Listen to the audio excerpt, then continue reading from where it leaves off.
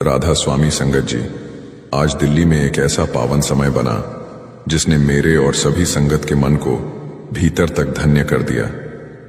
बाबा जी ने अपनी अनंत कृपा दृष्टि से सभी संगत को निहाल किया और वहीं डेरा ब्यास में कल एक बेहद अनोखी और प्रेरक घटना हुई। गांव के कुछ लोग बाबा जी से मिलने आए, अपनी समस्याएं बड़े ही विनम्र भाव से रखीं और मदद की आस जताई।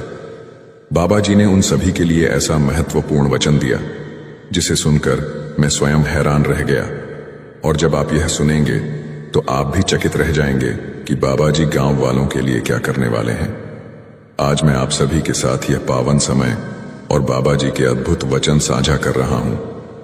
इस वीडियो में आप जानेंगे कि दिल्ली भाटी में बाबा जी के अचानक दर्शन कैसे हुए, संगत की संख्या कितनी अधिक थी और किस तरह बाबा जी ने सेवा एवं बच्चों की शिक्षा के लिए अपने विचार और आदेश दिए। साथ ही आप समझेंगे कि सद्गुरु की कृपा केवल भौतिक सुख नहीं देती, बल्कि भीतर की शांति और आत्मिक विकास का मार्ग भी दिखाती है। आज बाबा जी ने दिल्ली में संगत को अपने दर्शन देकर निहाल किया। कल रात से एक संदेश तेजी से वायरल हो रहा था कि बाबा जी सुबह 10 बजे दिल्ली भाटी में दर्शन देंगे, लेकिन सच यह है कि बाबा जी किसी आवश्यक कार्य से दिल्ली आए हुए थे। रात के समय दिल्ली भाटी में स्थित बसेरा कोठी में बाबा जी देर रात तक ठहरे रहे। करीब 9:30 बजे बाबा जी वहां पहुंच चुके थे, क्योंकि बाबा जी किसी न किसी सेवा या कार्य के लिए अक्सर दिल्ली आते ही रहते हैं और संगत पर अब अपनी कृपा भी बरसाते रहते हैं। इसी कारण दर्शन को लेकर एक संदेश तेजी से वायरल हो गया। लेकिन आज के समय में आप जानते ही हैं कि केवल संदेश आ जाना ही पूरी सच्चाई नहीं होता। जैसे पहले सत्संग को लेकर संदेश आया था लेकिन सत्संग नहीं हुआ था, उसी तरह लोगों के लिए सही गलत का अंदाजा लगाना थोड़ा कठिन हो जाता है। इसलिए जब यह संदेश वायरल हुआ तो उसके नीचे साफ तौर पर यह बात लिखी गई थी कि अपने लोकल सेंटर से एक बार पुष्टि जरूर कर ली जाए। इन सब बातों के बाद ही आगे की स्थिति स्पष्ट हो पाई। बाद में यह पक्का कर दिया गया कि सुबह दर्शन होंगे और फिर संदेश वायरल हो गया कि सुबह 10 बजे बाबा जी दर्शन देंगे। लेकिन कुछ ही समय बाद एक और संदेश फैलने लगा जिसमें बताया गया कि दिल्ली भाटी में दर्शन का समय बदल दिया गया है और अब दर्शन 2 से 2:30 बजे के आसपास होंगे। अंत में वही हुआ और आज बाबा जी ने लगभग 2:30 बजे दिल्ली भाटी में खुली गाड़ी में दर्शन दिए। उस समय तक वहां संगत बहुत बड़ी संख्या में पहुंच चुकी थी। चारों ओर भारी भीड़ थी और बाबा जी के दर्शन पाकर पूरी संगत भावुक होकर गदगद हो गई। बिना किसी तय कार्यक्रम के अगर अचानक दर्शन मिल जाए या बिना शेड्यूल के कोई सत्संग अथवा सेवा का अवसर मिल जाए तो मन में अपार खुशी भर जाती है और यही भाव आता है कि मालिक ने फिर से हम पर कृपा कर दी। आज जब बाबा जी ने दर्शन दिए तो संगत की संख्या बहुत अधिक थी और दिल्ली भाटी में लंगर की भी सुंदर व्यवस्था की गई थी। कल जब बाबा जी दिल्ली आने वाले थे तो भाटी के पास बसेरा रोड से लेकर उस पूरे मार्ग पर सफाई सेवा लगाई गई जहां से बाबा जी की गाड़ी को गुजरना था। भाइयों और बहनों ने मिलकर पूरे क्षेत्र को चमका दिया। कल बाबा जी हवाई मार्ग से दिल्ली और आज भी संभवतः हवाई मार्ग से ही वापस जाने वाले हैं। डेरा पहुंचने के बाद सच्चे पातशाह ने दर्शन देकर वहां मौजूद सभी को निहाल कर दिया। आज सुबह धुंध भी काफी ज्यादा थी। उसी दिन मैंने आप सभी को बताया था कि दास का एक बड़ा एक्सीडेंट होते होते बच गया था, जिसकी वीडियो मैंने हमारे व्हाट्सएप चैनल पर भी साझा की है। उस समय हालात ऐसे बन गए थे कि बस का भी हादसा होने वाला था। बस पलटते पलटते बची थी, लेकिन किसी सेवादार भाई ने समय पर काम संभाल लिया। हम बाबा जी का तहे दिल से धन्यवाद करते हैं कि ऐसे मालिक के प्रेमी हर समय किसी न किसी सेवा में लगे रहते हैं। परसों रविवार को बाबा जी से मिलने के लिए पास के गांवों के लोग सरपंच सहित एकत्र होकर पहुंचे थे। वे सभी बाबा जी के चरणों में पहुंचकर विनम्रता से निवेदन करने लगे कि वे इस बात को लेकर बहुत परेशान हैं और बाबा जी उनसे कृपा करें। असल विषय यह था कि कुछ समय पहले बाबा जी ने बुढ़ा थेह में एक स्कूल बनवा कर दिया है। आप सभी जानते हैं कि बुढ़ा थेह में जहां पुलिस थाना स्थित है और डेरा ब्यास रेलवे स्टेशन की ओर जाते समय दाईं ओर जो स्कूल दिखाई देता है वह बाबा जी की ही देन है। यह स्कूल बच्चों की शिक्षा के लिए बनाया गया है और फिलहाल यह 8वीं कक्षा तक चलता है। इसी स्कूल से जुड़ी एक अहम बात को लेकर कल वहां काफी हलचल रही। परसों कमेटी के सदस्य बाबा जी के पास पहुंचे, उनके साथ बैठक की और एक विशेष निवेदन रखा। इसके बाद डेरा ब्यास से जुड़ी एक वीडियो भी वायरल हुई, जिसे हमने इंस्टाग्राम पर साझा किया है और अपने व्हाट्सएप चैनल पर भी डाला है, जिसे आप चाहें तो देख सकते हैं। उस वीडियो में यह बताया गया कि वे बाबा जी से मिलने गए थे और उनसे अनुरोध किया था कि स्कूल को 8वीं से आगे बढ़ाकर 12वीं कक्षा तक कर दिया जाए, यानी स्कूल का विस्तार किया जाए। उनका कहना था कि ऐसा होने से उन बच्चों को पढ़ाई के लिए ब्यास या दूर दराज नहीं जाना पड़ेगा और उनकी शिक्षा यहीं पूरी हो सकेगी। बच्चों को आगे की पढ़ाई के लिए या तो दूर के स्कूलों में जाना पड़ता है या फिर आसपास के गांवों में बने स्कूलों का सहारा लेना पड़ता है, जिससे उन्हें काफी परेशानी होती है। पंजाब में गर्मियों की तेज गर्मी और सर्दियों की कड़ी ठंड के कारण यह सफर बच्चों के लिए और भी मुश्किल हो जाता है। इससे पहले भी बाबा जी उस स्कूल का निरीक्षण कर चुके हैं, हर व्यवस्था को स्वयं देखा था और उसकी वीडियो भी खूब वायरल हुई थी। बाबा जी की कृपा से आज वहां एक सुंदर और आधुनिक स्कूल खड़ा है। अब बाबा जी ने साफ शब्दों में आदेश दे दिया और कहा कि मैं इस स्कूल को 12वीं कक्षा तक बनवाऊंगा। यह सुनकर सभी के मन में नई उम्मीद जाग उठी। बाबा जी ने आगे बताया कि 12वीं तक की इमारत 1-2 महीनों में तैयार हो जाएगी और उन्होंने कहा कि फरवरी में जब मैं आऊंगा तब स्वयं इसका उद्घाटन भी करूंगा। इसका मतलब यह है कि फिलहाल बाबा जी किसी अन्य प्रवास पर जाने वाले हैं। बाबा जी के इस वचन के बाद अब सब कुछ अंतिम रूप ले चुका है और वहां सेवा का कार्य शुरू होने वाला है। सतगुरु के प्रेम में संगत पूरी लगन से सेवा करेगी। बच्चों के लिए सारी व्यवस्थाएं पूरी की जाएंगी और स्कूल में अच्छे तथा योग्य शिक्षक भी नियुक्त किए जाएंगे। वैसे भी यह स्कूल सरकारी है, लेकिन बाबा जी की कृपा से यहां शिक्षा का स्तर और भी ऊंचा होने जा रहा है। यह स्कूल भले ही सरकारी है, लेकिन बाबा जी की कृपा से इसे निजी स्कूलों से भी बेहतर बना दिया गया है। आसपास कुछ लोग ऐसे भी हैं जो विरोध करते रहते हैं, डेरा के खिलाफ तरह तरह की बातें कहते हैं, लेकिन सच्चाई यह है कि संत सतगुरु कभी अपने लिए कुछ नहीं करते। वे हमेशा साध संगत की भलाई के लिए आगे आते हैं। पीछे जोधे गांव में भी पिछले साल 2024 के दौरान बाबा जी ने एक नया स्कूल बनवा कर दिया था। उस स्कूल को पूरी सुविधाओं के साथ तैयार करवाया गया और आज वहां एक आधुनिक, नया और बच्चों के भविष्य को संवारने वाला विद्यालय खड़ा है। सतगुरु की दया हमेशा साध संगत पर ही बरसती है, क्योंकि वे अपने कामों के लिए नहीं बल्कि संगत के कार्यों को संवारने के लिए इस संसार में आते हैं। वे बड़े प्रेम और खुशी के साथ सब कुछ अर्पित करते हैं। उन्हें किसी पहचान या प्रचार की आवश्यकता नहीं होती। बाबा जयमल सिंह जी ने 1891 ईस्वी में जिस सेवा की परंपरा की शुरुआत की थी, वह आज भी निरंतर आगे बढ़ रही है। चाहे बाढ़ आए, भूकंप आए, दुख हो या सुख, हर परिस्थिति में डेरा हमेशा सबसे आगे खड़ा दिखाई देता है। यहां तक कि कई बार जब बड़ी बड़ी सरकारों को भी सहायता की जरूरत पड़ती है, तो वे भी समाधान के लिए बाबा जी के चरणों में पहुंचते हैं। कुछ समय पहले आपने एक वीडियो जरूर देखी होगी, जब कोरोना का दौर चल रहा था और देश के प्रधानमंत्री ने स्वयं बाबा जी से बातचीत की थी। उस समय बाबा जी ने बड़े ही विनम्र भाव से कहा था कि यह सब कुछ साध संगत का है और जब तक संगत को आवश्यकता होगी, हमारे द्वार खुले रहेंगे। उसके बाद जो दृश्य देखने को मिला, वह अपने आप में मिसाल बन गया। कोरोना के समय लोग सांस लेने के लिए तड़प रहे थे, कोई बीमार पड़ रहा था और हर ओर डर का माहौल था। ऐसे कठिन समय में ब्यास की संगत ने जो सेवा की, उसे देखकर मन गर्व से भर जाता है। लुधियाना हो, जालंधर हो, डेरा ब्यास हो, अमृतसर हो या फिर बॉम्बे, गुजरात, दिल्ली, जम्मू, ऐसी कोई जगह नहीं थी जहां लंगर की सेवा न लगी हो। ऐसा कोई केंद्र नहीं था जहां वैक्सीन, दवाइयां और टीकाकरण की व्यवस्था न की गई हो, और कई स्थानों पर तो केंद्रों को अस्थायी अस्पतालों में बदल दिया गया था। कहीं वैक्सीन लगाई गई, कहीं इलाज की सुविधा दी गई, और पूरा यह प्रयास उस समय एक उदाहरण बनकर सामने आया। बाद में डेरा को इसके लिए सम्मान भी मिला, लेकिन वह सम्मान बाबा जी से शुरू होकर सीधा साध संगत के चरणों तक जाता है। बाबा जी दया करते हैं, आशीर्वाद देते हैं और हिम्मत भी बख्शते हैं, लेकिन वे बार बार यह कहते आए हैं कि संगत के बिना कोई भी कार्य पूरा नहीं हो सकता। मैं भी यही मानता हूं कि बाबा जी और साध संगत का यह प्रेम और सेवा भाव ही हर बड़े कार्य की असली ताकत है।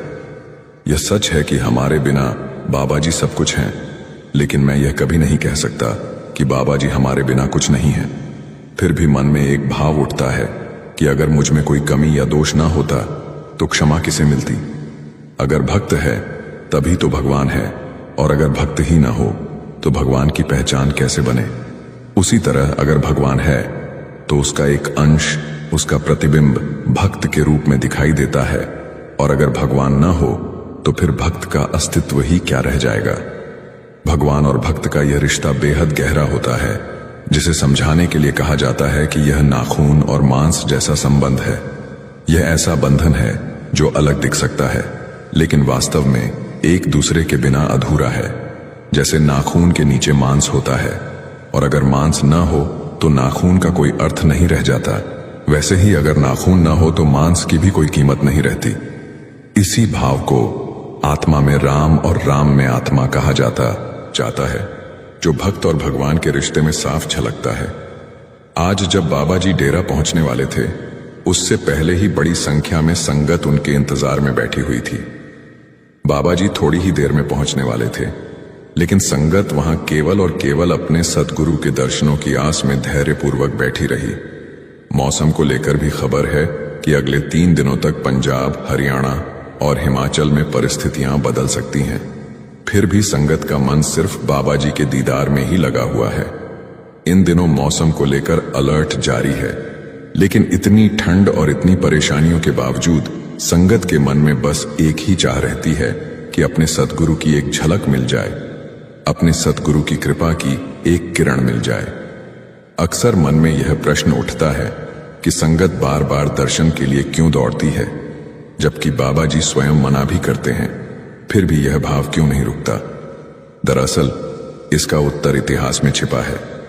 कहा जाता है कि जब भाई नंदलाल जी 10वें पातशाह सच्चे महाराज के सामने उपस्थित हुए तो उनसे पूछा गया कि बताओ क्या मांगते हो। उस समय उन्होंने केवल एक ही बात कही थी, मुझे आपकी दया भरी एक नजर चाहिए। अब प्रश्न यह उठता है कि उस दया दृष्टि से क्या मिलता है। क्या दुनियावी धन बढ़ जाता है? क्या रिश्ते अपने आप सुधर जाते हैं? क्या बीमारियां समाप्त हो जाती हैं? या क्या राजपाट मिल जाता है? नहीं, असली बात तो आत्मा में राम और राम में आत्मा वाली है, जहां आत्मा का परमात्मा से मिलन हो जाता है और फिर दोनों अलग नहीं रहते, एक हो जाते हैं। मान लीजिए बाबा जी का कोई सेवक है जिसने वर्षों भजन सिमरण किया, अपनी सूरत को जागृत किया और शब्द के साथ उसका मिलन हो गया। उस मिलन से पहले के विरह में, उस दर्द में लंबा इंतजार करना पड़ता है, बहुत तपना पड़ता है, और उस राह में विरह का कड़वा अनुभव भी सहना पड़ता है।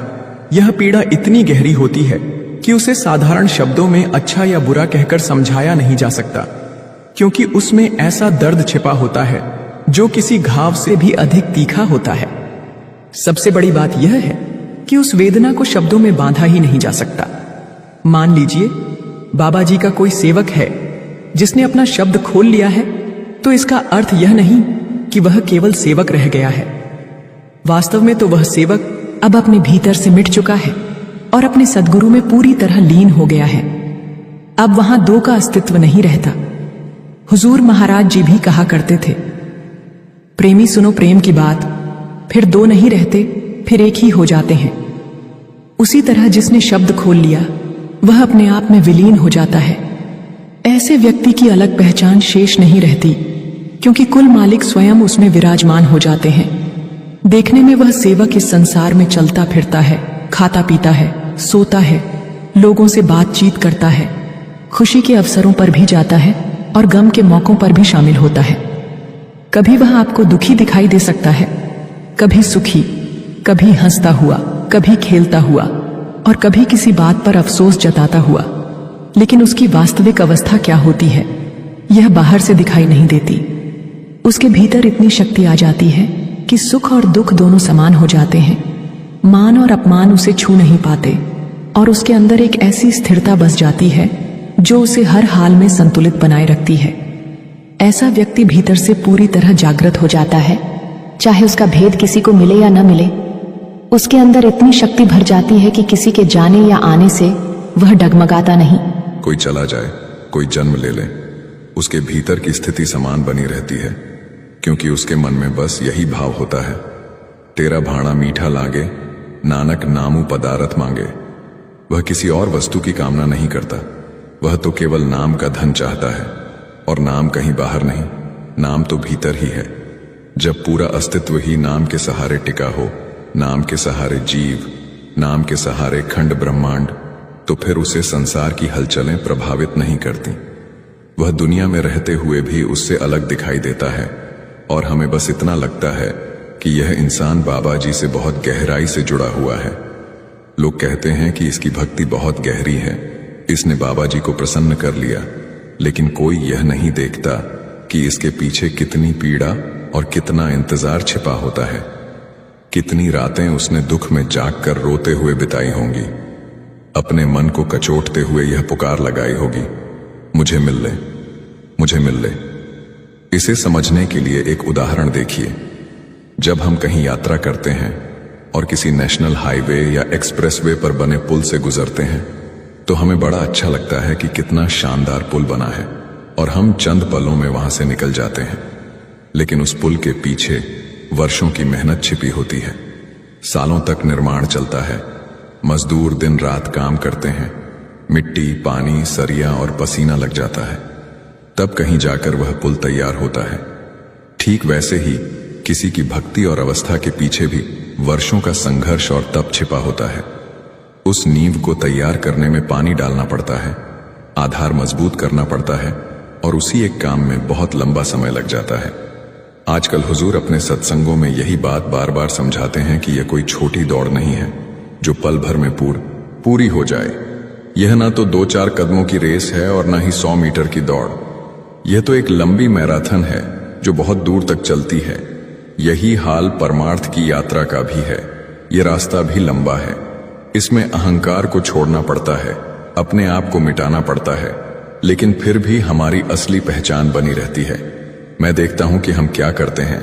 हम सत्संग में भी जाते हैं, सत्संग सुनते भी हैं, लेकिन भीतर से वैसा परिवर्तन नहीं लाते जैसा लाना चाहिए।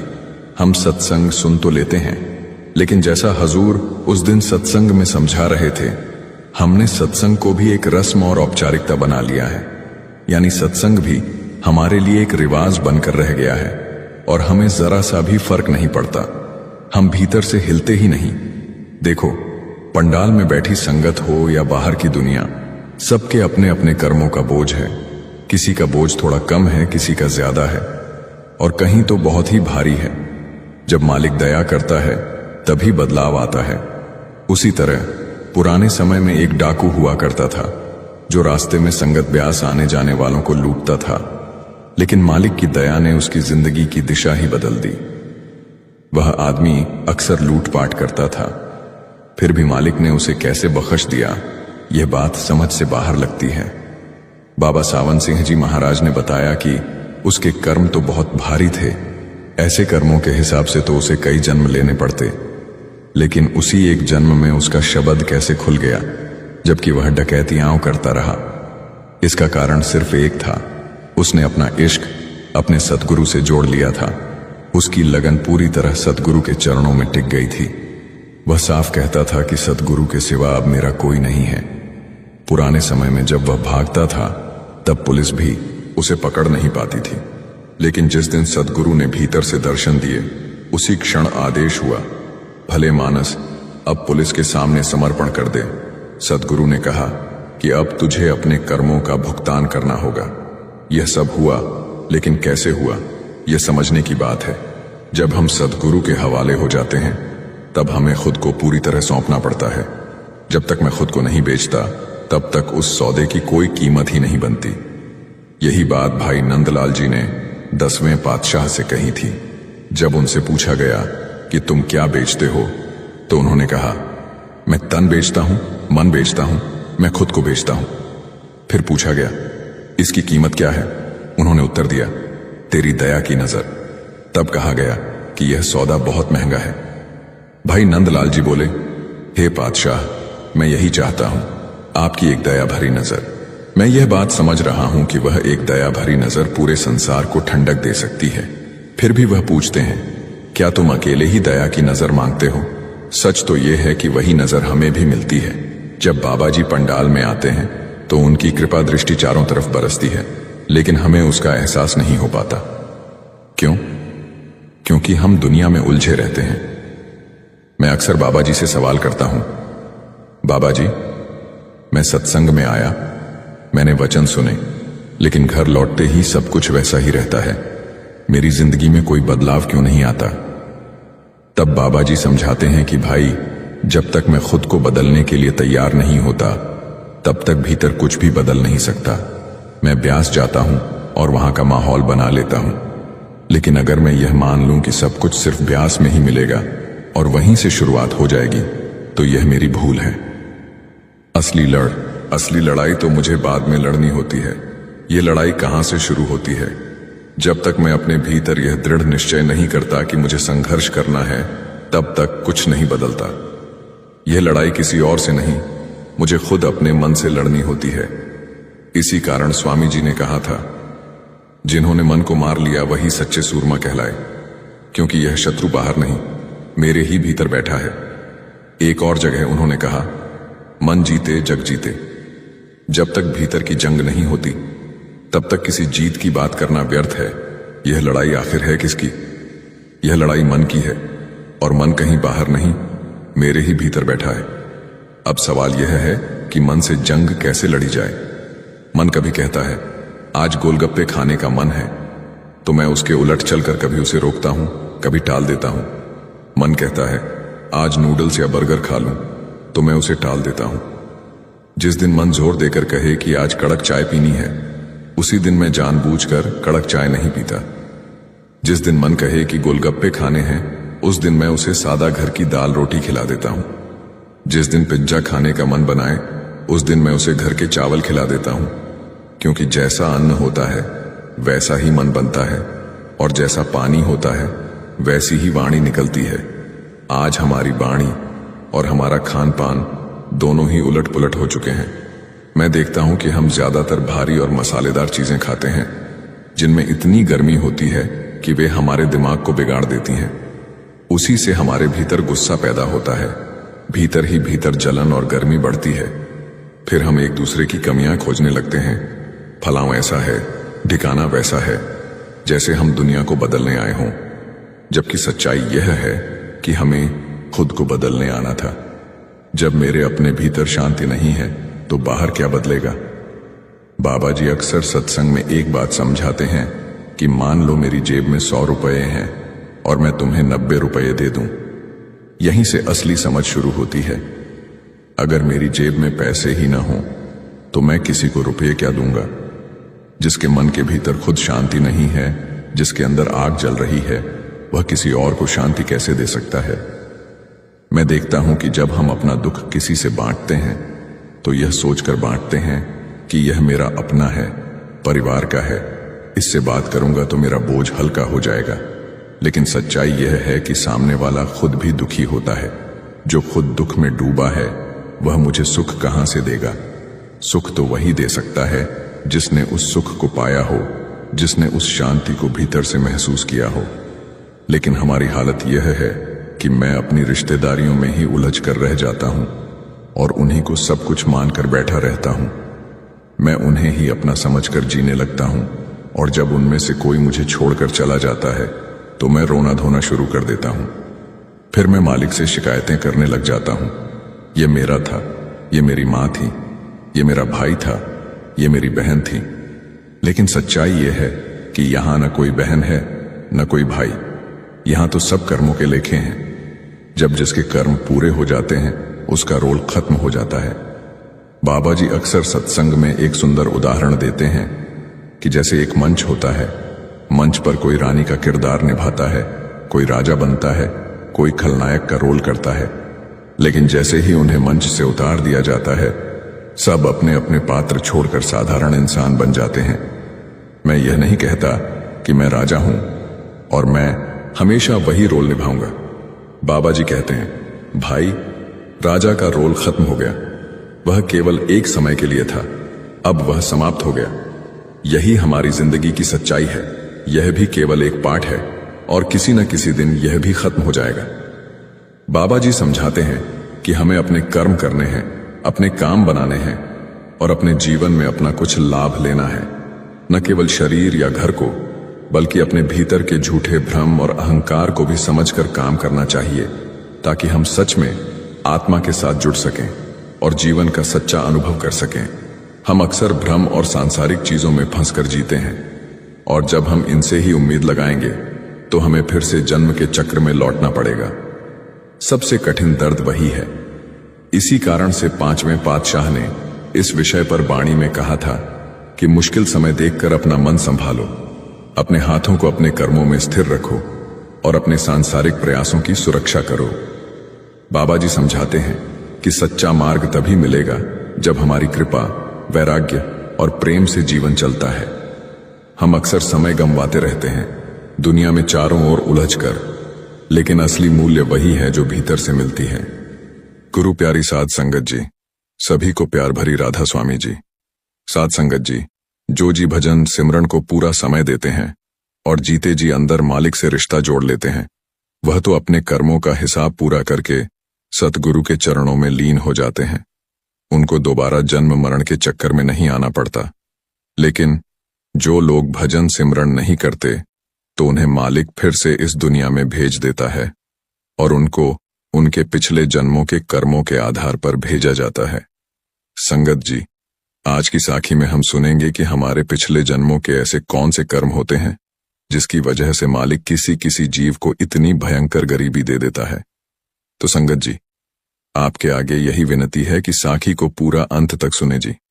संगत जी, एक बार एक शिष्य ने अपने सद्गुरु से पूछा कि सद्गुरु जी, मैं इतनी भक्ति भाव वाला इंसान हूं और मैं सेवा भी करता हूं, लेकिन फिर भी मेरी ऐसी क्या गलती है जो मालिक ने मुझे इतना गरीब बना दिया।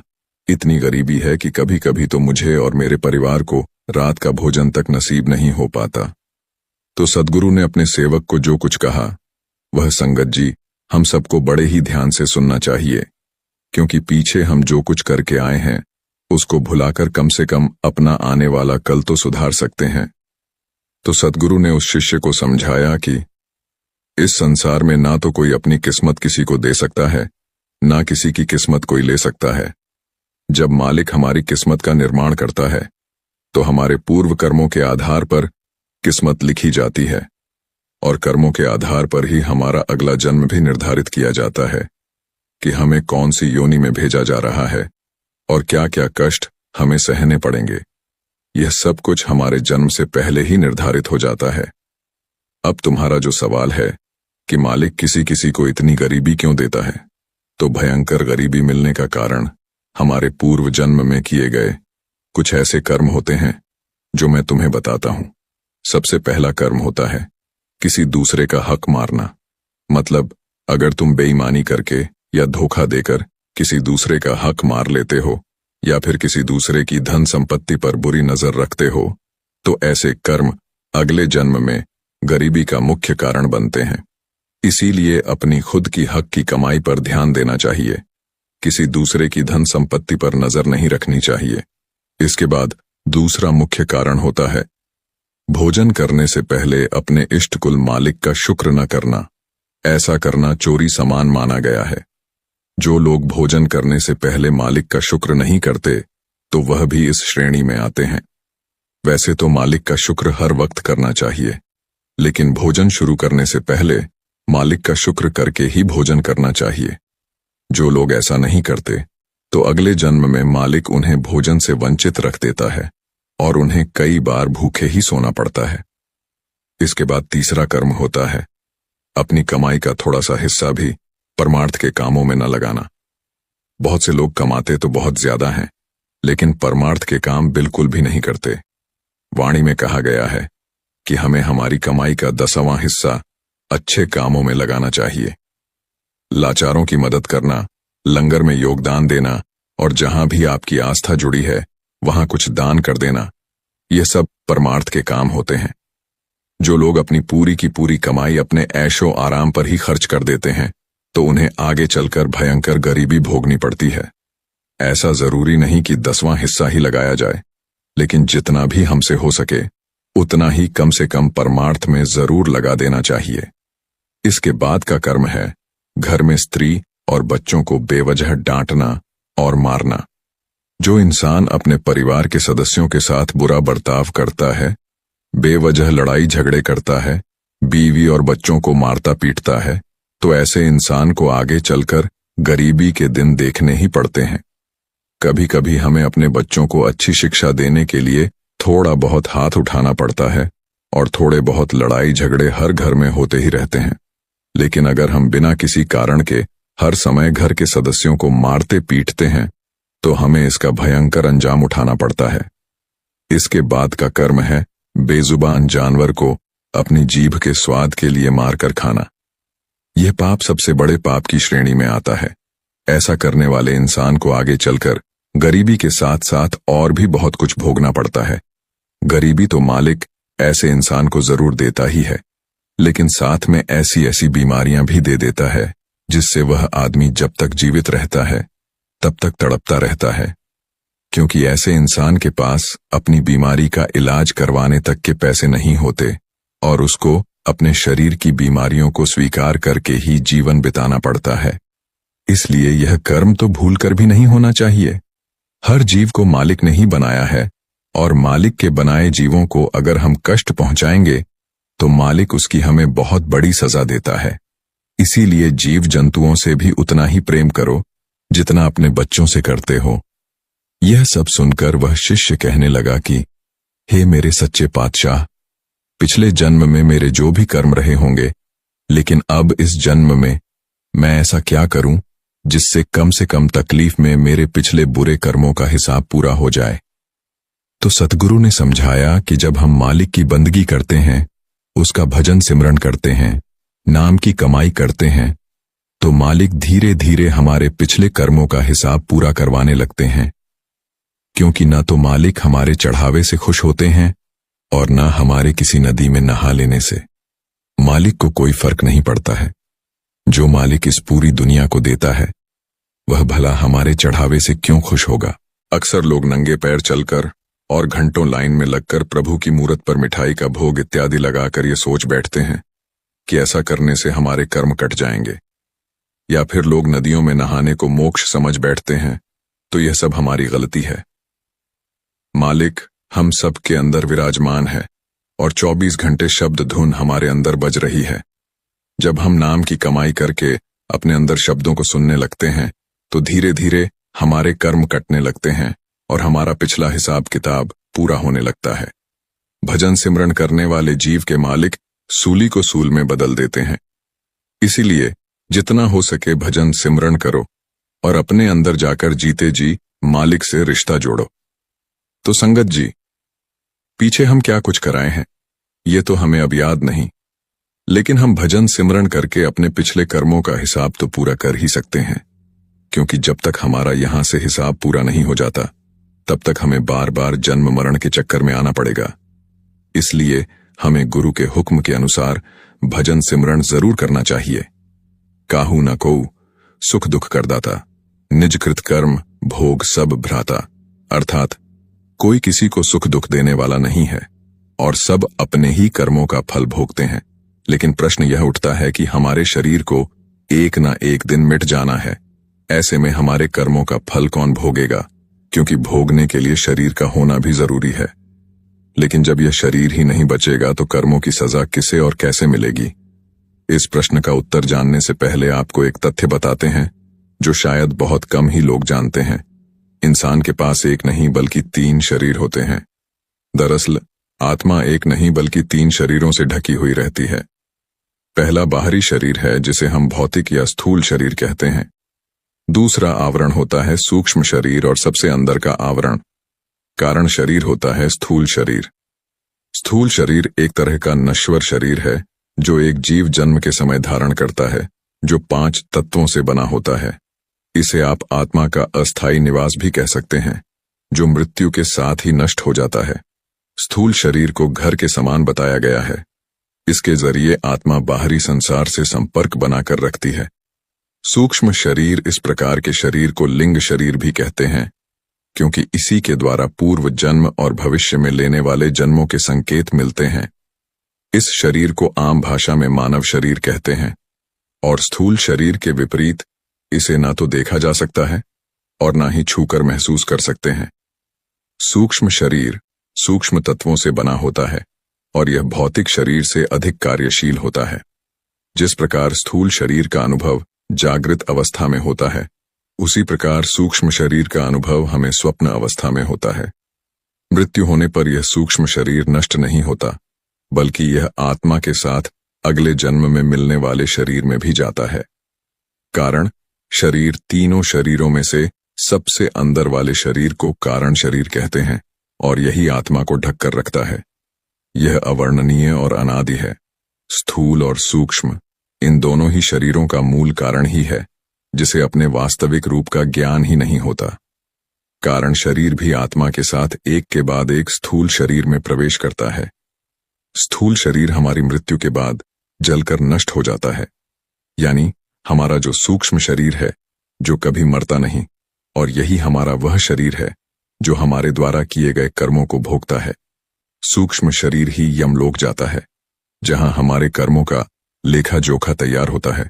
इसके अलावा हमें कर्मों के आधार पर कई तरह की सजाएं भोगना पड़ती हैं। लोग अपने जीवन में कर्म करते वक्त ना तो उससे मिलने वाले फल के बारे में अधिक सोचते हैं, और ना ही यह कि उन कर्मों का उनके भाग्य पर क्या प्रभाव पड़ता है। वह बस इतना ध्यान देते हैं कि जब वह अच्छा कर्म करते हैं तो उन्हें जल्दी से उसका फल चाहिए, और जब बुरा करते हैं तो उसे भूल जाना चाहते हैं। लेकिन शास्त्रों में जिस तरह कर्म का हमारे जीवन पर प्रभाव की व्याख्या की गई है, प्रत्येक व्यक्ति को उसे पर जरूर विचार करना चाहिए। कर्म कितने प्रकार के होते हैं? आगामी, संचित और प्रारब्ध 3 प्रकार के होते हैं। ज्ञान, उत्पत्ति, नियंत्रण। ज्ञानी देह कृतम पुण्य पाप रूपम कर्म या तदागामी विधीयते। ज्ञान की उत्पत्ति के पश्चात ज्ञानी के शरीर के द्वारा जो पाप पुण्य रूप कर्म होते हैं, वे आगामी कर्म के नाम से जाने जाते हैं। अनंत कोटि जन्मना बीज भूतम सत्यत कर्म जातम पूर्वार्धतम तिष्ठति तत् संचित ज्ञान अनंत। कोटि जन्म में पूर्व में अर्जित किए हुए कर्म जो बीज रूप से स्थित हैं, उसे संचित कर्म जान एवं शरीर उत्पाद्य इहलोक एवं सुख दुखादि। प्रथम यत् कर्म तत् प्रारब्ध भोगे नष्ट भवति। प्रारब्ध कर्मणा भोग देव अक्षय इति। जो इस शरीर को उत्पन्न करके इस लोक में सुख दुख आदि देने वाले कर्म हैं, जिसका भोग करने से ही नष्ट होते हैं, उन्हें प्रारब्ध कर्म जान। ज्ञानोदय का अर्थ होता है हम की विदाई। मैं की विदाई के बाद जो भी कर्म होते हैं, उन्हें कहा जाता है आगामी कर्म। आगामी कर्मों का कर्म फल कुछ होता नहीं, क्योंकि कर्म फल भुगतने के लिए मौजूद कोई होता नहीं। कर्म फल कौन भोगता? वह मैं ही चला गया, तो अब फल भोगेगा कौन? समझ में आ रही है बात? जो है ही नहीं, उसको ना तो पुरस्कार मिल सकता है, ना सजा मिल सकती है। कुछ किया था तुमने, जब तक पुलिस तुम्हें पकड़ने आई तुम मर चुके थे। कौन सा फल मिलेगा तुम्हें? तो ज्ञानी का ऐसे ही है, उसे कोई फल नहीं मिलता, क्योंकि अब वह है ही नहीं। ना पाप उसके लिए कोई मायने रखता है, ना पुण्य उसके लिए कोई मायने रखता। मकान खाली, ना उपहार ग्रहण करने के लिए कोई है, ना सजा भोगने के लिए कोई है। यह आगामी कर्म है। प्रारब्ध कर्म क्या है कि पैदा हुए हो तो भोगने पड़ेंगे। जब तक ज्ञानोदय नहीं हुआ है, जब तक तुम अपने आप को देह मान रहे हो, तब तक तुम समस्या के वशीभूत भी रहोगे। देह संबंधित सुख दुख लगे ही रहेंगे। यह समस्या कर्म है। इनका नाश इनसे गुजर कर ही होता है। इनका क्षय इनके भोग द्वारा ही संभव है। ज्ञानी को यह भी नहीं सताते। ज्ञानी को क्यों नहीं सताते? क्योंकि ज्ञानी तो है ही नहीं, समस्या कर्म भी। हमने कहा ज्ञानोदय से पहले ही सताते हैं। संचित कर्म क्या है? शंकराचार्य कहते हैं अनंत कोटि जन्म में पूर्व में अर्जित किए हुए कर्म जो बीज रूप से स्थित हैं, उन्हें संचित कर्म कहते हैं। वह तमाम तरह के संस्कार जो देह में ही अवस्थित हैं, जिनका इस जन्म से कोई संबंध भी नहीं, जो तुम्हारी एक एक कोशिका में बैठे हुए हैं, जिन्होंने तुम्हें यह रूप ही दिया है, वह संचित कर्म है। ये देह भी मान लो कि कर्म फल ही है। यूं ही नहीं आ गई, यह दो आंखें ऐसे ही नहीं है, यह नाक ऐसे ही नहीं है। यह सब कर्म, कर्म, फल, कारण, कार्य की एक लंबी प्रक्रिया का फल है। ये हुए संचित कर्म। यहां भी स्पष्ट है कि संचित कर्म भी तुम्हारे लिए अर्थवान तभी तक हैं जब तक तुम में देह भाव है। देह भाव से मुक्ति ली नहीं कि तुम संचित कर्म से भी मुक्त हो जाते हो। आपका पुनर्जन्म, अगला जन्म, आत्मा का कष्ट, जन्म की योनि, सब कुछ जुड़ा है आपके कर्मों से। शास्त्रों के अनुसार कर्म करने के 4 माध्यम होते हैं, लेकिन कर्म मुख्य 3 प्रकार के होते हैं। संचित कर्म किसी भी आत्मा के द्वारा हर जन्मों में किए गए कर्मों का एक रिकॉर्ड है। यह सच है कि आप अपने संचित कर्म को नहीं बदल सकते। कुछ भी करते वक्त अपने कर्मों पर अवश्य विचार कीजिए। संचित का अर्थ है जमा किया हुआ अथवा इकट्ठा किया हुआ, यानी यह एक आत्मा के उन कर्मों का एक बही खाता है जो उसने अब तक इकट्ठा किए हैं। एक आत्मा कई बार जन्म लेती है और कई सदियों से जन्म लेती आ रही है। हर जन्म में उसने कुछ अच्छे और कुछ बुरे कर्म किए होंगे। वे सारे कर्म इकट्ठा होकर संचित कर्म कहलाते हैं। यानी कि संचित कर्म किसी भी आत्मा के द्वारा हर जन्मों में किए गए कर्मों का एक रिकॉर्ड है। अपने इन कर्मों के बारे में किसी भी मनुष्य को जानकारी नहीं। वह केवल वर्तमान के जन्म के कर्म के प्रति सजग रह सकता है। लेकिन भगवान इन कर्मों को जानते हैं और वह उसके अनुसार आपको फल भी देते हैं। प्रारब्ध कर्म, प्रारब्ध यानी भाग्य, और प्रारब्ध कर्म यानी कर्म के आधार पर मिला भाग्य। किसी भी मनुष्य का जो संचित कर्म है वह किसी स्टोर रूम में पड़ा धूल नहीं फांक रहा होता, या कोई भी मनुष्य उससे पीछा नहीं छुड़ा सकता, बल्कि उसी में से थोड़ा सा कर्म निकालकर उसके आधार पर आपके अगले जन्म का भाग्य भी तय होता है, और यह भी आपको अब इस जन्म में क्या क्या भोगना है। संचित कर्म के आधार पर ही यह तय होता है कि आपका इस जन्म का परिवार, जीवन और भाग्य कैसा होगा। अगर आपके संचित कर्म में बुरे कर्म अधिक होंगे तो आपको उसके फलस्वरूप कष्टप्रद जीवन मिलेगा, और अगर अच्छे होंगे तो अच्छा परिवार और अच्छा जीवन मिलेगा। इसलिए कहते हैं कि जब भाग्य खराब हो तो किस्मत को दोष नहीं दिया जा सकता, बल्कि यह आपके ही बुरे कर्मों का फल होता है। यानी वह कर्म जो आपने पिछले कई जन्मों में किया है, उसी से आपका प्रारब्ध भी निर्धारित होता है, और संचित कर्म का थोड़ा सा हिस्सा भुगतना भी पड़ता है। क्रियमाण कर्म वह कर्म है जो एक मनुष्य द्वारा वर्तमान जन्म में किया जा रहा है या हो रहा है। यह सच है कि आपका भाग्य बहुत हद तक आपके संचित कर्मों पर आधारित होता है, लेकिन उसे क्रियमाण कर्म द्वारा बदला जा सकता है। केवल इतना ही नहीं, एक मनुष्य के क्रियमाण कर्म में जितने अच्छे कर्म होंगे वह उसके संचित कर्म में मौजूद बुरे कर्मों को भी काटते जाएंगे। इसलिए यह आवश्यक है कि हर व्यक्ति अभी अपने भाग्य को कोसने के बजाय अपने कर्मों पर ध्यान दे, ताकि आगे उसका जीवन अच्छा बीते। तभी तो भगवान श्री कृष्ण ने कहा है कि कर्म कर, फल की चिंता मत कर। यह सच है कि आप अपने संचित कर्म को नहीं बदल सकते, लेकिन संचित कर्म में अच्छे और बुरे कर्म दोनों शामिल होते हैं, और आपको दोनों बार बार जन्म लेकर तब तक भुगतना होता है जब तक कर्मों का हिसाब शून्य ना हो जाए। जब यह शून्य हो जाता है तभी आत्मा जन्म मृत्यु के चक्र से मुक्ति पाती है, क्योंकि उसके पास अब कोई कर्म नहीं बचता भुगतने के लिए।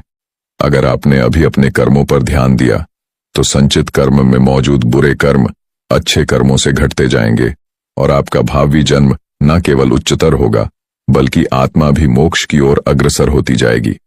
इसलिए कुछ भी करते वक्त अपने कर्मों पर अवश्य विचार कीजिए। हमारे जीवन में हम बहुत से लोग कहते हैं कि यह तेरे कर्म के अनुसार हुआ, यह तेरा कर्म का फल है। तूने अच्छा किया तो अच्छा फल मिला, और बुरा किया तब बुरा फल मिला। रंगमंच के सांसारिक मोह माया में क्या कर्म का फल सच है? ऐसा उचित है? तब हम आज के सांसारिक दृष्टिकोण से देखते हैं कि आज कोई न कोई किसी न किसी को कहीं न कहीं छल या फरेब कर रहा है। जीवन के सब कर्म ही तो हैं। सच तो हम सब इंसान हैं, क्योंकि हम सभी कहीं न कहीं अपने कर्म अच्छे या बुरे नहीं समझ पाते हैं, क्योंकि जीवन एक नदिया की तरह है जिसमें समय एक पानी है और हमारा दिनचर्या एक कर्म है। इस कहानी में कर्म सभी इंसानों का अपना अपना अलग अलग कर्म होता है और इस कर्म के अनुसार हम मनुष्य जीवन में फल भोगते हैं। सांसारिक जीवन में कर्म फल ही हमारा आईना होता है और हम सब अपने कर्मों के अनुसार धन संपदा, सुख दुख, खुशियां, शारीरिक परेशानियां और जीवन में तरह तरह की कठिनाइयां और सुख को भोगते हुए अपने जीवन के अंत समय में पहुंचते हैं। और उसे अंत समय में हमारे कर्म फल का आईना हमें समझ आता है, क्योंकि मानव बचपन से जवानी तक तो मस्ती में मस्त रहता है, जवानी से अधेड़ उम्र तक अपने कर्मों में लिप्त रहता है और समझदार होते हुए भी नासमझी या समझ से काम लेता है, परंतु फिर भी जवानी से अधेड़ावस्था की उम्र तक कुछ कुछ सोच समझकर कुछ मजबूरी में भी गलतियां कर जाता है। परंतु हमारा कर्म फल निश्चित है, क्योंकि विधि का विधान और जीवन का फल धरती, आकाश, जलवायु और अग्नि पर निश्चित होता है, क्योंकि हमारा शरीर पंच तत्व से बना हुआ है, जिससे हमारा संपर्क सदा और हमेशा ईश्वर की बनाई हुई मूर्ति मतलब हम इंसान से रहता है। और मनुष्य जो भी पल पल क्षण भर में कर्म करता है वह सभी लेखा जोखा ईश्वर की डायरी यानी पंच तत्वों में घूमता रहता है। और जब हमारे अच्छे कर्म या बुरे कर्म का फल समाप्त होता है या खाता बंद होता है, तब उस खाते के अनुसार हमारे कर्मों हम सभी को निश्चित रूप में भोगना पड़ता है। यह एक कड़वा सच है कि हर मनुष्य का कर्म ही एक आईना होता है, जिससे हमारे जीवन की राह में खुशियां और दुख की घड़ियां हमको समझाती हैं कि हम ऐसा कोई कर्म ना करें जिससे हमें दुख की राह देखना पड़े।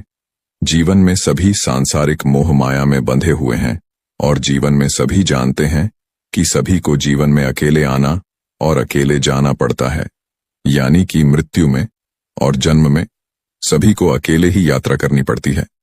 हम जीवन में आकर्षण और सांसारिक आनंद में लिप्त कर्मों में यह भूल जाते हैं कि यह शरीर और यह आत्मा हमारी अपनी नहीं है और यह है शरीर कुछ भी नहीं है, सब कुछ मन, भाव और अंतरात्मा के कर्मों का भाव है।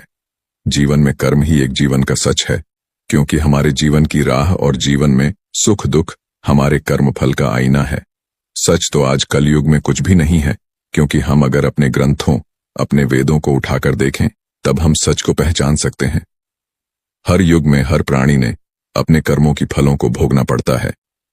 द्वापर, सतयुग, त्रेता और कलयुग, हम सभी युगों में अपने कर्मों के फलों को भोगते आए हैं और कलयुग में हम तीनों युगों की गाथाएं पढ़ते हैं, जिसमें भगवान की लीलाएं और भगवान के वनवास के साथ साथ महाभारत आदि में दिखाया गया है।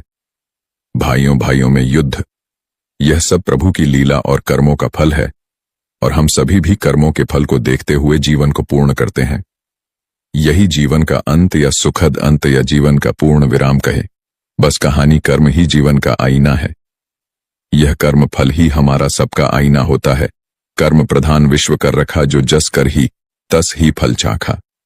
इसके अनुसार पूरा विश्व कर्म के सिद्धांत के अनुसार चलता है, जिसमें जीव के हर कर्म का फल उसे भोगना ही पड़ता है, चाहे करोड़ों वर्ष क्यों न बीत जाए।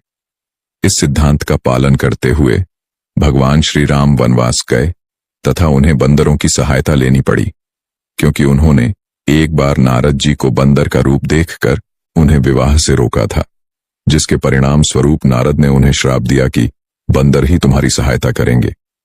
इससे यह सिद्ध हो जाता है कि कर्म फल हर प्राणी को भोगना ही पड़ता है।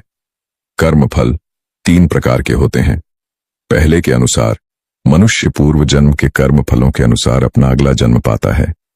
यदि पूर्व जन्म में इसकी वृद्धि और कर्म पशु जैसे थे तो उसे पशु योनि मिलती है। इसी के अनुसार उसके कर्मों के आधार पर उसे मनुष्य योनि में परिवार तथा मां बाप इत्यादि मिलते हैं। इसको प्रारब्ध भी कहा जाता है। कर्म फल का दूसरा प्रकार है संचित कर्म।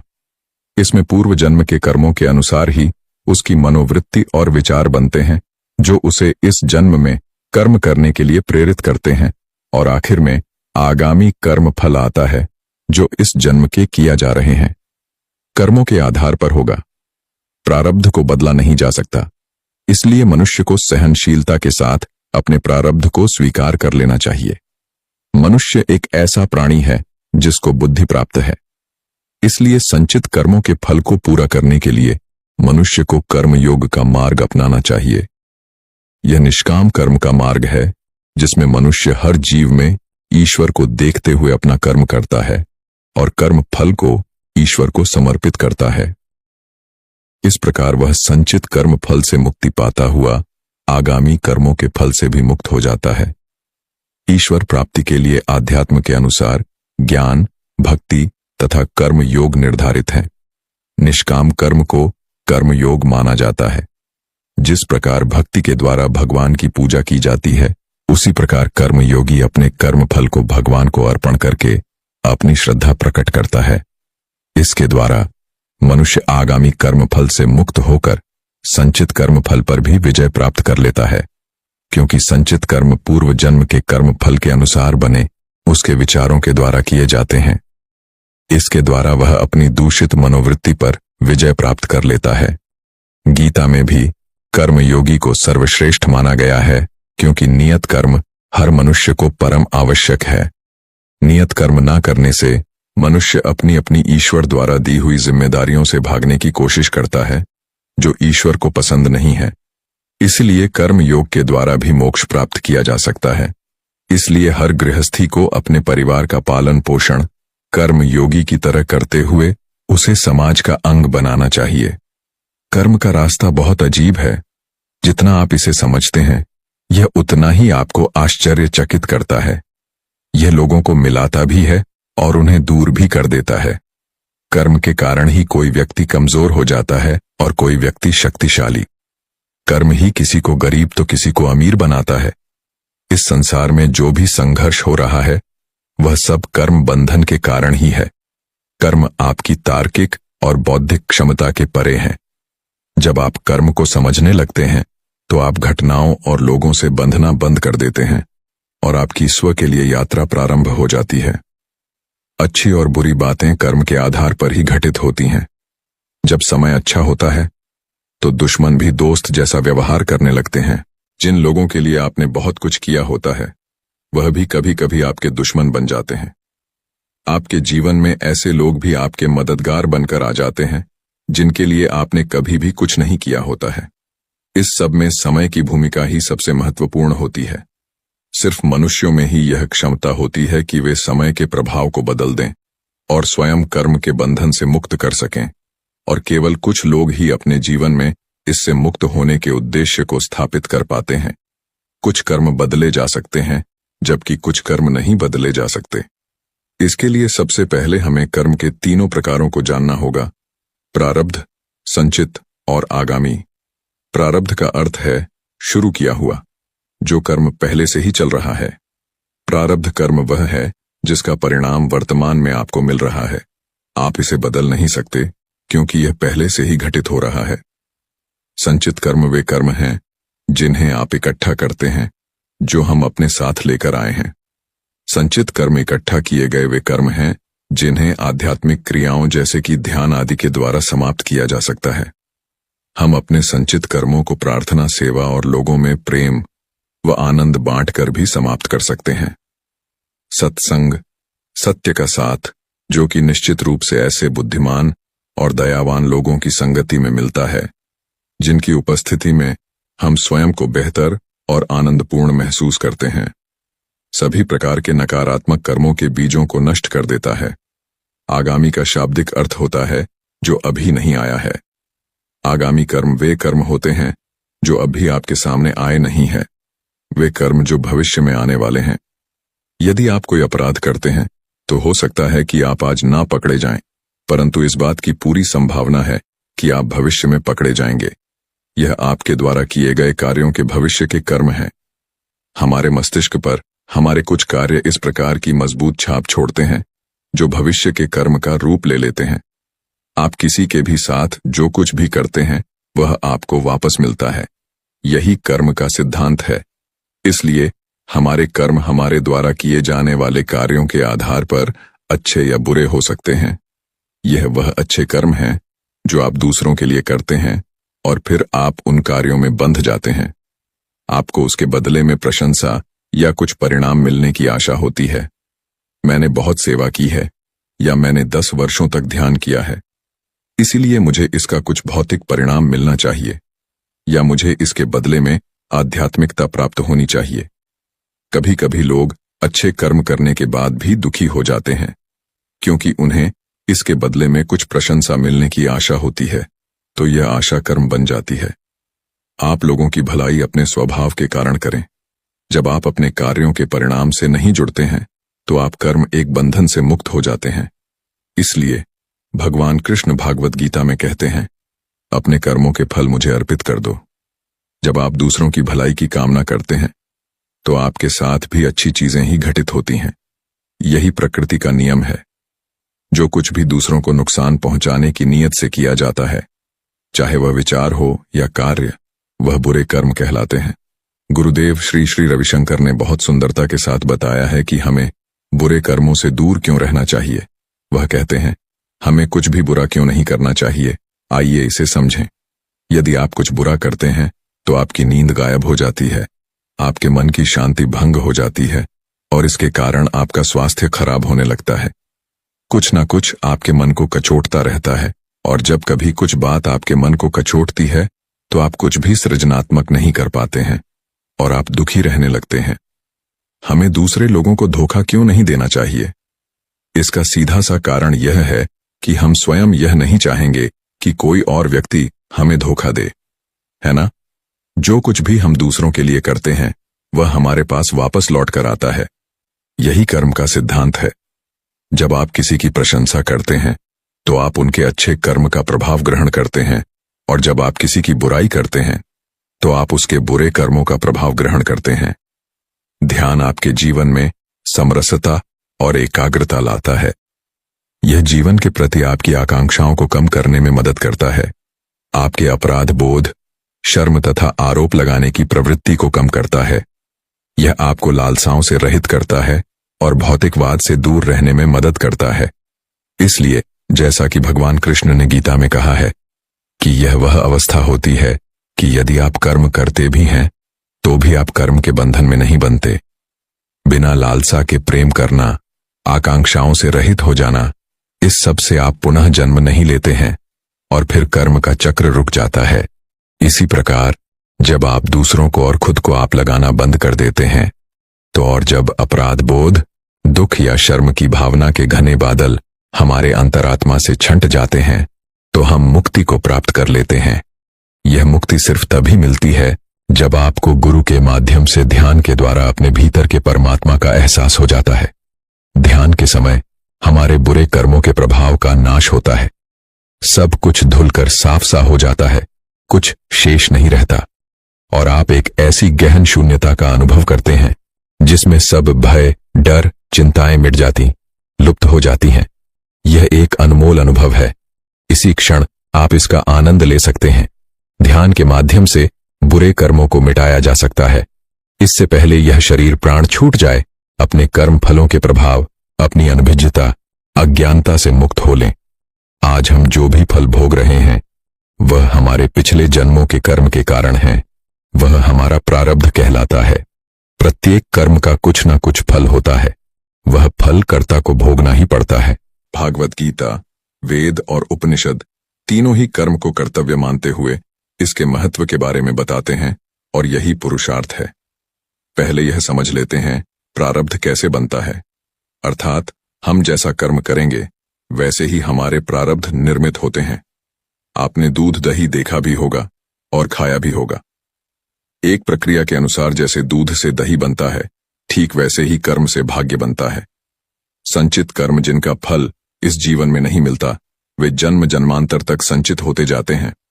प्रारब्ध का अर्थ ही है पूर्व जन्म अथवा पूर्व काल में किए हुए अच्छे और बुरे कर्म, जिसका वर्तमान में फल भोगा जा रहा हो। अच्छे कर्मों से अच्छे संस्कार और अच्छे संस्कारों से अच्छे प्रारब्ध का निर्माण होता है। क्रियमाण कर्म से ही संचित कर्म बनता है। वर्तमान में जो भी अच्छे या बुरे कर्म करते हैं उन्हें क्रियमाण कर्म कहते हैं। प्रत्येक जन्म में किए गए संस्कार एवं उसके फल भाव का संचित कोष तैयार हो जाता है। यह उस जीव की व्यक्तिगत पूंजी है जो अच्छी या बुरी दोनों प्रकार की हो सकती है। यही संचित कोष संचित कर्म कहा जाता है, और मनुष्य इसे हर जन्म में नए रूप में अर्जित करता रहता है। इस तरह संचित कर्म का संबंध मानसिक कर्म से भी होता है, जैसे ईर्ष्या, क्रोध, बदला लेने की भावना, अथवा क्षमा, दया इत्यादि की भावना मनुष्य में संचित कर्मों के आधार पर ही पाई जाती है। अशुभ चिंतन में अशुभ संचित कर्म व शुभ चिंतन में अशुभ संचित कर्म बनते हैं। जीवन में 3 चीजों का संयोग होता है: आत्मा, मन और शरीर। शरीर और आत्मा के मध्य सेतु है। यदि मन किसी प्रकार के संस्कार निर्मित ना करे और पूर्व संस्कारों को क्षय करे तो वह मन अपना अस्तित्व ही खो देगा और मनुष्य का जन्म नहीं होगा। संचित कर्मों का प्रभाव। प्रत्येक मनुष्य अपने पूर्व जन्मों में भिन्न भिन्न परिस्थितियों में पैदा हुआ था, जिससे उसके कर्म भी भिन्न भिन्न प्रकार के रहे। उसकी प्रतिभा का विकास भी भिन्न भिन्न प्रकार से हुआ होगा। इन्हीं पिछले संस्कारों के कारण कोई व्यक्ति कर्मठ या आलसी स्वभाव का होता है। यह संचित कोश ही पाप और पुण्य का ढेर होता है। इसी ढेर के अनुसार वासनाएं, इच्छाएं, कामनाएं, ईर्ष्या, द्वेष, क्रोध, क्षमा इत्यादि होते हैं। यह संस्कार बुद्धि को उसी दिशा की ओर प्रेरित करते हैं जैसा कि उसमें संग्रहित हो। संचित का एक भाग इस जीवन के कर्म है। आप सभी संचित कर्म इस जन्म में नहीं भोग सकते, क्योंकि यह बहुत से पूर्व जन्मों का बहुत बड़ा संग्रह है। इसलिए इस जीवन में आप जो कर्म करते हैं प्रारब्ध, वह आपके संचित कर्म में से घटा दिया जाएगा। इस प्रकार इस जीवन में आप केवल प्रारब्ध भोगेंगे। जो आपके कुल कर्मों का एक भाग है, वे मानसिक कर्म होते हैं जो स्वेच्छापूर्वक जानबूझकर तीव्र भावनाओं से प्रेरित होकर किए जाते हैं। प्रारब्ध कर्मों के फल अंश का कुछ हिस्सा इस जन्म के भोग के लिए निश्चित होता है, या इस जन्म में जिन संचित कर्मों का भोग आरंभ हो चुका है वही प्रारब्ध है। इसी प्रारब्ध के अनुसार मनुष्य को अनुकूल या प्रतिकूल परिस्थितियों में जन्म लेना पड़ता है। इसका भोग 3 प्रकार से होता है। अनिच्छा से वे बातें जिन पर मनुष्य का वश नहीं और ना ही विचार किया हो, जैसे भूकंप आदि पर इच्छा से दूसरों के द्वारा दिया गया सुख दुख। स्वेच्छा से इस समय मनुष्य की बुद्धि ही वैसी हो जाया करती है जिससे वह प्रारब्ध के वशीभूत अपने भोग के लिए स्वयं कारक बन जाता है। किसी विशेष समय में विशेष प्रकार की बुद्धि हो जाया करती है तथा उसके अनुसार निर्णय लेना प्रारब्ध है। प्रारब्ध में ना हो तो मुंह तक पहुंचकर भी निवाला छिन जाता है। प्रारब्ध उस कर्म का नाम है जिसे जीवात्मा पहले से ही इस जन्म में अनुभव कर रही होती है। प्रारब्ध कर्म जीवात्मा के पूर्व जन्मों में किए गए कर्मों का परिणाम होता है, जो इस जीवात्मा के इस जन्म में अनुभव करने के लिए निश्चित किया गया है। यह प्रारब्ध कर्म जीवात्मा के जन्म, मृत्यु, अनुभव और जीवन की स्थितियों को निर्धारित करता है। इसे कर्म फल भी कहा जाता है।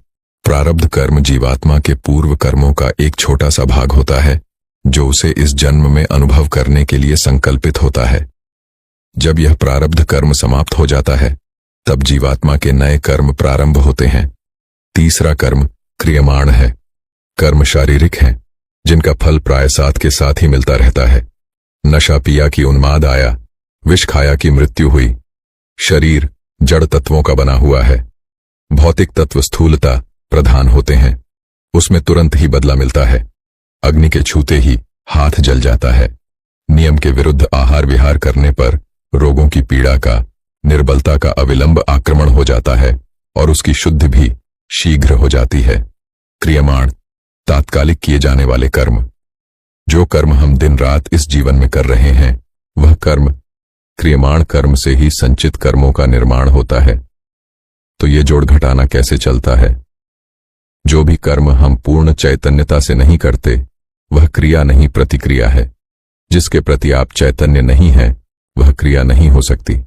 और जब हम बिना चैतन्यता के कर्म करते हैं, जैसा प्रायः दैनिक जीवन में होता है, तो हमारे संचित कर्म बढ़ जाते हैं। इसे हम एक योगी के उदाहरण से समझते हैं। योगी एक वृक्ष के नीचे ध्यानमग्न थे कि तभी एक व्यक्ति आया और उनका बहुत अपमान किया। वह शांत रहे, कोई प्रतिक्रिया नहीं हुई, न बाह्य रूप से न आंतरिक रूप से। उन्हें क्रोध भी नहीं आया। बाद में उनके शिष्यों ने, जो सब कुछ देख सुन रहे थे, पूछा कि आपको क्रोध नहीं आया? तो उन्होंने उत्तर दिया कि संभवतः पूर्व जन्म में मैंने उसका अपमान किया था। वास्तव में मैं प्रतीक्षा में था कि वह आकर मेरा अपमान करें। अब मेरा हिसाब बराबर हो गया। अगर मैं क्रोध करता तो फिर कर्म संचित हो जाते, जैसा कर्म करोगे वैसा ही फल मिलता है।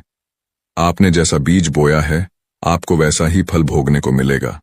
अर्थात आप दूसरों के साथ जैसा व्यवहार करेंगे वैसा ही व्यवहार आपके पास लौट कर आता है। भगवद गीता के अनुसार यदि आप दूसरों के साथ अच्छा व्यवहार करते हैं तो इसका फल आपको इस जन्म में या तो अगले जन्म में अच्छा ही मिलेगा। यह तय है। अगर आप दूसरों के साथ बुरा व्यवहार करते हैं तो इसका फल आपको इस जन्म में या तो अगले जन्म में बुरा ही मिलेगा। यह तय है, इससे आप छूट नहीं सकते। जब हमें लगता है कि हमने तो दूसरों के साथ बुरा किया नहीं है तो हमारे साथ बुरा क्यों हो रहा है, हमारे जीवन में इतनी मुसीबत या कष्ट क्यों आ रहे हैं, इसका जवाब है हमने पिछले जन्म में बुरे कर्म किए होंगे जिसका फल हमें इस जन्म में मिल रहा है। यही प्रकृति का नियम है। इसलिए जीवन में हर समय उचित कर्म करना अनिवार्य है। कर्म फल से मुक्त कैसे हो? कर्म फल से कोई भी मुक्त नहीं हो सकता। हमने जन्म लिया है तो कोई ना कोई कर्म हमें करना ही पड़ता है, कोई भी इससे छूट नहीं सकता। किंतु भगवद गीता के अनुसार निष्काम भाव से फल की इच्छा किए बिना कर्म को सिर्फ अपना कर्तव्य समझकर करना ही कर्म बंधन से मुक्ति पाने का एकमात्र उपाय है। कर्मण्येवाधिकारस्ते मां फलेषु कदाचन मां कर्म फल हेतु मानते संकोच व कर्मण्य। अर्थात तेरा कर्म करने में ही अधिकार है, उसके फलों में कदापि नहीं। इसीलिए तू फल की इच्छा से कर्म मत कर और ना ही ऐसा सोच कि फल की आशा के बिना कर्म क्यों करूं। अर्थात तुझे किसी भी अवस्था में कर्म फल की इच्छा नहीं होनी चाहिए। भगवान श्री कृष्ण कहते हैं कि निष्काम कर्म ही कर्म योग की श्रेणी में आता है। जो व्यक्ति कर्म को अपना कर्तव्य या धर्म समझकर कर रहे हैं वे तनाव मुक्त रहते हैं। ऐसे व्यक्ति फल ना मिलने पर भी निराश नहीं होते और अपना कर्तव्य कर्म करते रहते हैं। सुख दुख समय कृत्वा, लाभ वाला भाव या जो तत्व युद्ध, राजस्व एवं पाप वापसी अर्थात सुख दुख, लाभ हानि और जय पराजय को समान मानकर कर युद्ध के लिए तैयार हो जाओ। इस प्रकार तुमको पाप के भागी नहीं बनोगे। कर्तव्य के पालन हेतु युद्ध करो। युद्ध से मिलने वाले सुख दुख, लाभ हानि, जय पराजय को समान समझो। यदि तुम इस प्रकार अपने कर्तव्य का निर्वहन करोगे तब तुम्हें कोई पाप नहीं लगेगा। ऐसा अक्सर कहा जाता है कि आज हम जो भी फल भोग रहे हैं वह हमारे पूर्व जन्म के कर्म के कारण है, लेकिन यह बात पूर्णतः सत्य नहीं है। इसका मतलब यह कि इसमें कुछ तो सच है। अक्सर समाज में ऐसी धारणाएं प्रचलित हो जाती हैं और इस धारणा के चलते हिंदू धर्म को भाग्यवादियों का धर्म मान लिया जाता है।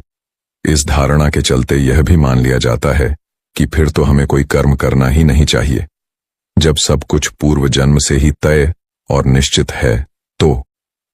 लेकिन ऐसी धारणा का प्रचलन समाज में इसलिए होता है क्योंकि अधिकांश लोग कर्म के सिद्धांत को पूर्णता समझते नहीं है। धर्मशास्त्र और नीति शास्त्रों में कहा गया है कि कर्म के बगैर गति नहीं। सनातन धर्म भाग्यवाद का धर्म नहीं है। कर्म से ही भाग्य का जन्म होता है। वेद, उपनिषद और गीता तीनों ही कर्म को कर्तव्य मानते हुए इसके महत्व को बताते हैं। यही पुरुषार्थ है। श्रेष्ठ और निरंतर कर्म किए जाने या सही दिशा में सक्रिय बने रहने से ही पुरुषार्थ फलित होता है। वेदों में कहा गया है कि समय तुमको बदले इससे पूर्व तुम ही स्वयं या समय को बदल लो। यही कर्म का मूल सिद्धांत है। अन्यथा फिर तुम्हें प्रकृति या दूसरों के अनुसार ही जीवन जीना होगा। व्यक्ति निरंतर कर्म करता रहता है। सोया हुआ व्यक्ति भी कर्म कर रहा है। कर्म का संबंध हमारे शरीर, मन, मस्तिष्क और चित्त की गति से है। गति कभी भी रुकती नहीं है, रुकने में भी एक गति है। इस कर्म गति से ही अगले कर्म की गति निर्मित होती है। कुछ ऐसा कर्म होते हैं जिनका फल चमत्कार की तरह प्रस्तुत होता है। वर्तमान में जो कर्म किया जाता है वही क्रियमाण कर्म कहा जाता है। अक्सर लोग प्रारब्ध कर्म की बुराई करते हुए कहते हैं कि यह तो हिंदू धर्म की भाग्यवादी और अकर्मण्यता की विचारधारा से उपजा विचार है, यह लोगों को निकम्मा बनाता है। इसके जवाब में पहले यह जान लेते हैं कि प्रारब्ध कर्म क्या है। हम जो भी कर रहे हैं, जैसे सोचना, देखना, सुनना, समझना, रोना, हंसना और अन्य कर्म करना, उनमें से कुछ हमारी आदतें बनकर संचित होने लगते हैं। संचित अर्थात संग्रहित, संग्रहित अर्थात स्टोर। वह कर्म जो स्टोर हो रहे हैं वह संचित कर्म कहे जाते हैं।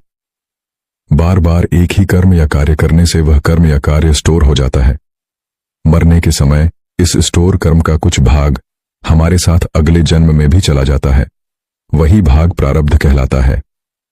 उदाहरण, यदि किसी व्यक्ति की पिछले जन्म में उसकी किसी घटना, दुर्घटना आदि में समय से पूर्व मौत हो गई है, तो निश्चित ही वह वैसी परिस्थिति से अक्सर डरा हुआ रहेगा जिस परिस्थिति में उसकी मौत हुई थी। उदाहरण, यदि किसी व्यक्ति को किसी भी प्रकार का रोग हुआ है, तो वह उसके द्वारा किए गए पूर्व कर्म का ही परिणाम है। कैसे? उसने निश्चित ही अपने शरीर का ध्यान नहीं रखा, अनावश्यक खाद्य पदार्थों का सेवन किया होगा, या कोई संक्रमित भोजन व पानी को ग्रहण किया होगा। हालांकि आप पूछ सकते हैं कि किसी व्यक्ति के सिर पर अचानक कहीं से पत्थर आकर लगे तो यह उसने कौन सा कर्म किया होगा जो पत्थर लगा। पहली बात तो यह कि उसका वहां खड़ा होना ही उसका प्रथम कर्म है। बाकी इसे समझने के लिए कर्म सिद्धांत के विस्तार में जाना होगा। हिंदू दर्शन के अनुसार मृत्यु के बाद मात्र यह भौतिक शरीर या देह ही नष्ट होती है, जबकि सूक्ष्म शरीर जन्म जन्मांतर तक आत्मा के साथ संयुक्त रहता है। यह सूक्ष्म शरीर ही जन्म जन्मांतरों के शुभ अशुभ संस्कारों का वाहक या संग्राहक होता है। हिंदू धर्म पुनर्जन्म में विश्वास रखता है। इसका अर्थ है कि आत्मा जन्म एवं मृत्यु के निरंतर पुनरावर्तन की शिक्षात्मक प्रक्रिया से गुजरती हुई अपने पुराने शरीर को छोड़कर नया शरीर धारण करती है। जन्म और मृत्यु का यह चक्र तब तक चलता रहता है जब तक कि आत्मा मोक्ष प्राप्त नहीं कर लेती। मोक्ष प्राप्ति का रास्ता कठिन है। वेद और उपनिषद कहते हैं कि शरीर छोड़ने के बाद भी तुम्हारे वे सारे कर्मों के क्रम जारी रहेंगे जो तुम यहां रहते हुए करते रहे हो, और जब अगला शरीर मिलेगा तो यदि तुमने दुख, चिंता, क्रोध और उत्तेजना को संचित किया है तो अगले जन्म में भी तुम्हें वही मिलेगा, क्योंकि यह आदत तुम्हारा स्वभाव बन गई है। श्रीमद् भगवद गीता के दूसरे अध्याय के 22वें श्लोक में कहा गया है, जैसे मनुष्य पुराने वस्त्र को त्याग कर नए वस्त्र धारण करता है, उसी प्रकार यह जीवात्मा भी पुराने शरीर को छोड़कर नया शरीर धारण करता है। चौथे अध्याय के 5वें श्लोक में कहा गया है, हे अर्जुन, मेरे और तुम्हारे अनेक जन्म बीत गए हैं, बस फर्क यह है कि मैं उन सबको जानता हूं, परंतु हे परंतप, तू उसे नहीं जानता। जन्म चक्र पुराने के अनुसार व्यक्ति की आत्मा प्रारंभ में अधोगति होकर पेड़ पौधे, कीट पतंगे, पशु पक्षी योनियों में विचरण कर ऊपर उठाती जाती है और अंत में वह मनुष्य वर्ग में प्रवेश करती है। मनुष्य अपने प्रयासों से देव या दैत्य वर्ग में स्थान प्राप्त कर सकता है। वहां से पतन होने के बाद वह फिर से मनुष्य वर्ग में गिर जाता है। यह क्रम चलता रहता है। यही कारण है कि व्यक्ति को उसके कर्मों के अनुसार जीवन मिलता है और वह अपने कर्मों का फल भोगता रहता है। यही कर्मफल का सिद्धांत है। प्रारब्ध का अर्थ ही है कि पूर्व जन्म अथवा पूर्व काल में किए हुए अच्छे और बुरे कर्म जिसका वर्तमान में फल भोग जा रहा हो। विशेषतया इसके दो मुख्य भेद हैं कि संचित प्रारब्ध जो पूर्व जन्मों के कर्मों के फलस्वरूप होता है और क्रियमाण प्रारब्ध जो इस जन्म में किए हुए कर्मों के फलस्वरूप होता है। इसके अलावा अनिच्छा प्रारब्ध, परीक्षा प्रारब्ध और स्वेच्छा प्रारब्ध नाम के 3 गौण भेद भी हैं। प्रारब्ध कर्मों के परिणाम को ही कुछ लोग भाग्य और किस्मत का नाम दे देते हैं। पूर्व जन्म और कर्मों के सिद्धांत को समझना जरूरी है। संस्कार क्या होते हैं? संस्कार अर्थात हमने जो भी अच्छे और बुरे कर्म किए हैं वे सभी और हमारी आदतें। यह संस्कार मनुष्य के पूर्व जन्मों से ही नहीं आते, अपितु माता पिता के संस्कार रज के माध्यम से उसमें सूक्ष्म शरीर में प्रविष्ट होते हैं, जिससे मनुष्य का व्यक्तित्व इन दोनों से ही प्रभावित होता है। बालक के गर्भधारण की परिस्थितियां भी इन पर प्रभाव डालती हैं। यह कर्म संस्कार ही प्रत्येक जन्म में संग्रहित होते चले जाते हैं, जिससे कर्मों अच्छे बुरे दोनों का एक विशाल भंडार बनता जाता है। इसे संचित कर्म कहते हैं। इन संचित कर्मों का कुछ भाग एक जीवन में भोगने के लिए उपस्थित रहता है और यही जीवन प्रेरणा का कार्य करता है।